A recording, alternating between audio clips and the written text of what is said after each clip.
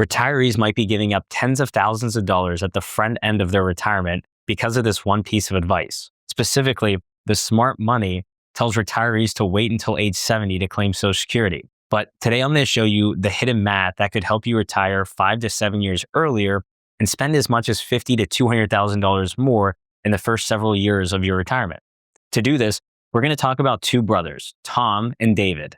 Same careers, similar income, and save $1.2 million saved for retirement. But one made a choice that changed everything. Tom filed for Social Security early at 62. David waited until 70, just like every other calculator, article, and advisor told him to. Fast forward 10 years, Tom is living a retirement beyond what he ever imagined possible, while David, although sitting in his paid-off home and now looking at his bigger Social Security check, is kind of wondering where the time went.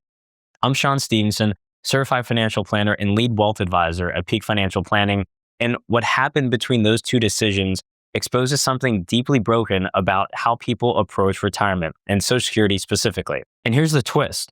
Tom made what every calculator calls the mathematically inferior choice, and he still feels like he came out ahead. Now, I need to tell you who convinced David to wait. It wasn't just some blog or online calculator. It was actually his financial advisor, someone he trusted and someone he actually paid for advice, someone who showed him charts, different break-even ages, and told him with absolute confidence, wait until 70, you'll come out ahead. But when we actually ran the numbers through our own software, factoring in real health, real lifestyle, and real market impacts, we found that it flipped the conventional wisdom upside down. And before this video ends, I'll show you exactly the math and why some people who delay till 70 never actually end up winning in the end. Because waiting only pays off if you live long enough, stay healthy enough, and have the rest of your finances aligned, which we're going to talk about. But first, we need to talk about one of the most overlooked parts of the entire decision, and it really has nothing to do with spreadsheets. David and his financial advisor, they did make a critical mistake. They treated Social Security as if it was just another math problem, bigger check versus smaller check. But as you can imagine, Social Security isn't just a math problem. It's a tool, and like any tool, the question isn't which is biggest, it's what job does it need to do for you? For Tom, that check became three things: inflation-protected income, freedom from portfolio withdrawal anxiety, and psychological permission slip to finally leave the job that was killing him. Now, David, Tom's brother, stayed in the same kind of job until he was 70 years old. Higher stress, constant travel, and a lot of pressure on him. He told himself just 5 more years so he'd get the maximum benefit for Social Security.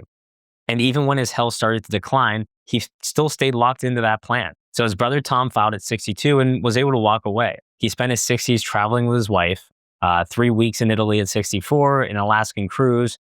He visited his 5 grandchildren all across the country. So by 70, he actually estimated he spent about $180,000 on experiences that David will never be able to get, since while he was working, he only had so much PTO time. This is what spreadsheets can't capture. When you use your money, matters just as much as how much you actually have. Think of your retirement in 3 acts. In your 60s and 70s are your go-go years. This is when you have time and energy for travel, adventure, and memory making. Now, your late 70s into your 80s can be considered your slow-go years. Activity begins to taper, and your enjoyment remains, but you're just not as physically active as you were in your 60s and in your early 70s. And then you get into your 80s and beyond, and these can become your no-go years. Your body starts to slow down, and at this point, you realize your money can't buy back those memories and that time. So, like I said, David did get his bigger check from Social Security at age 70, but at 72, unfortunately, he developed heart problems. And by 74, travel became very difficult for him. Now, he may be on track to win the math game when it comes to Social Security. He kind of lost the life game. Now, before you think this means everyone should claim early, like Tom did, that's not the lesson here. Tom's decision worked because of his unique situation. But your story might be different, especially when family and longevity come into play, which we're going to talk about right now. Now, like I said, some people win by claiming earlier, and others win by delaying their Social Security filing. So let's look at both situations and the clues for which one might be a good fit for you. So our first example is going to be Susan, age 62, and she was a corporate attorney. She had about $1.5 million saved for retirement, and her home is already paid off. Now, every calculator told Susan to wait until 70. But she was kind of miserable, a high-stress job and experiencing burnout. She wanted to retire, but she just couldn't really shake the fear of running out of money. So she filed for Social Security at 64. She did get a smaller check, but it's guaranteed for life and it's inflation adjusted. So it kind of gave her the confidence to be able to leave work early. Now she's 72 and says it was the best decision she ever made. And she sees her friends who waited and got the bigger check, but now they can't really use that check to live the life that they wanted to and that she was able to do in her mid to late 60s. So that's what I call the permission slip effect, right? It's the right claiming decision. It doesn't just optimize for your income and your finances, but it really unlocks your lifestyle and the freedom within that. So now our second example, let's talk about Mark and Lisa. Mark is 67. He's a healthy higher earner. And then you have Lisa, who's 62. She's a lower earner, but obviously younger. Instead of both waiting to claim or both claiming early, they kind of split the strategy, right? Lisa claimed at 63 and Mark delayed until 70. But that one move did three powerful things for this couple, right? It got income flowing immediately at age 63 for Lisa. It protected their portfolio during down markets because they had that additional income, even though it's the smaller of the two checks. And it locked in a 24% higher survivor benefit for Lisa if Mark were to pass, guaranteeing income stability when she probably needs it the most. Now, we've run this approach for hundreds of couples. And you know how many regret it?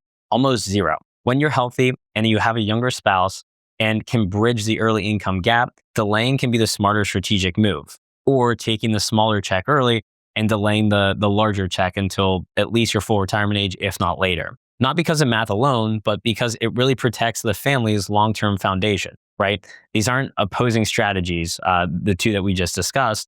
They're just different tools for different lives and different situations. And that's really the key to Social Security. Now, let's circle back to David, the brother who waited until age 70 to claim Social Security. So his advisor told him, you'll break even around your early 80s and you'll live long and you'll win the bet of Social Security. But that advice ignored two huge variables.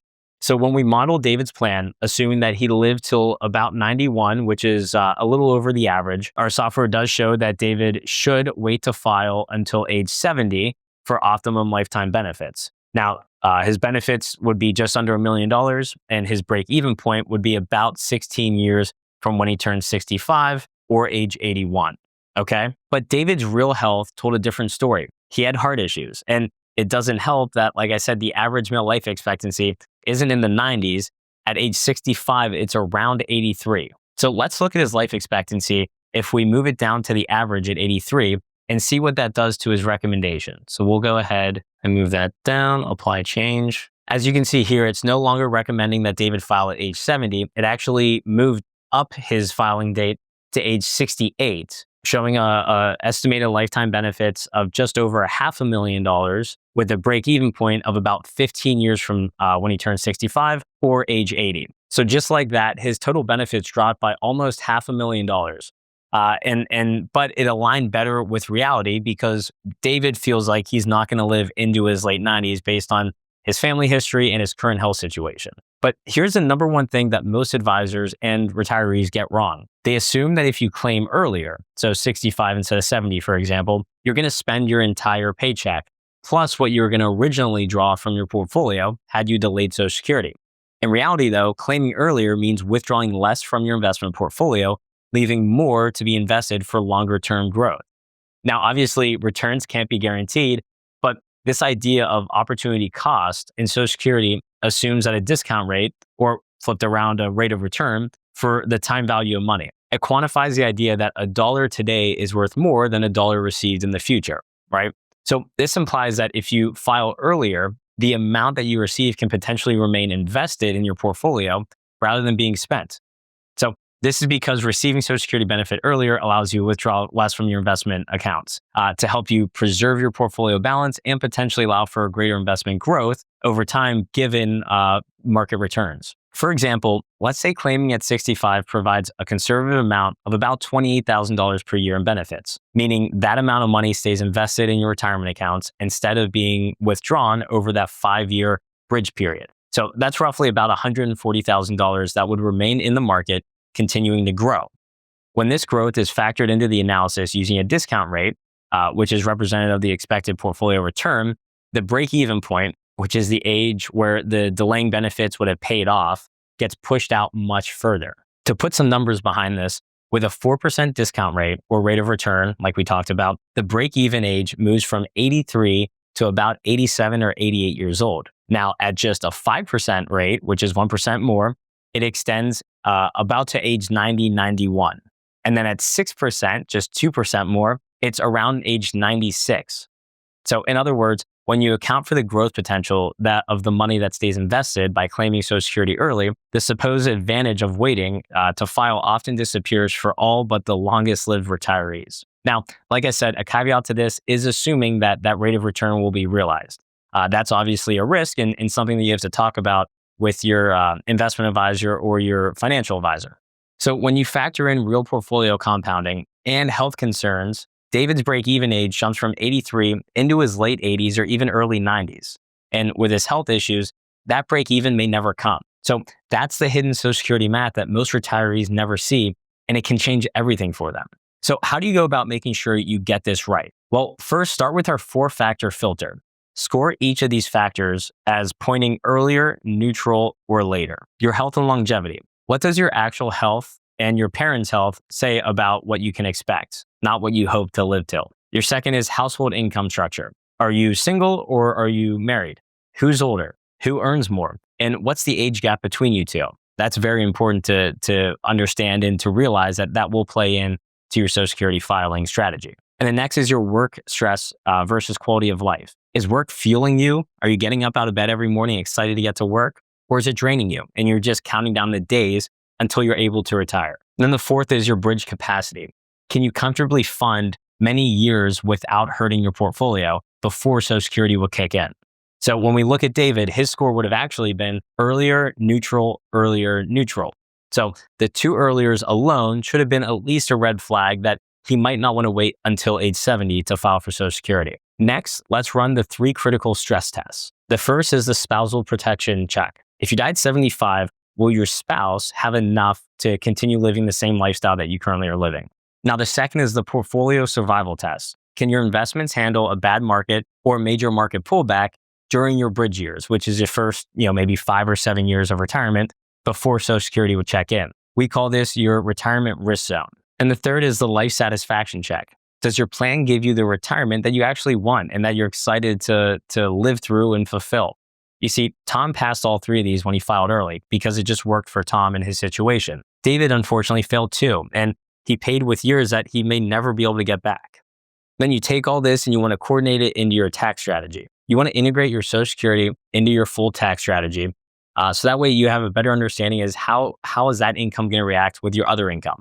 What about when RMDs hit? Are you able to do Roth conversion opportunities if you delay Social Security? And is that worth it? How does your filing age change your effective tax bracket, pushing it back or filing early?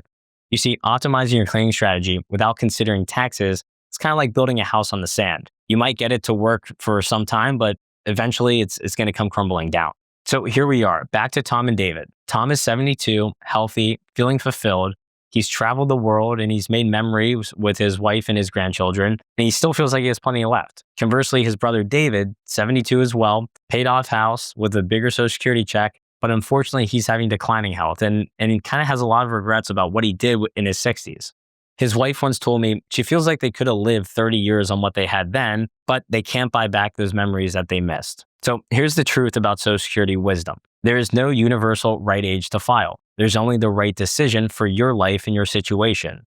Earlier is smarter when it unlocks freedom, reduces stress for you, and protects your portfolio. Later might be smarter if you're healthier, you have maybe you're a high earner, or your spouse is dependent on your benefit well past when you are to pass. So the real measure of success isn't the biggest lifetime payout, right? It's living the years that matter the most to you and your family and loved ones. Tom didn't beat the math, but he did beat the myth that waiting is always smarter myth. Because true wealth isn't about maximizing spreadsheets. It's about maximizing your lifespan's best years. Now, if this clarity and confidence is what you're looking for, I put a link in the description, or you can actually just scan the QR code on the screen with your camera app and click the link at the bottom of the screen to book a call with my team.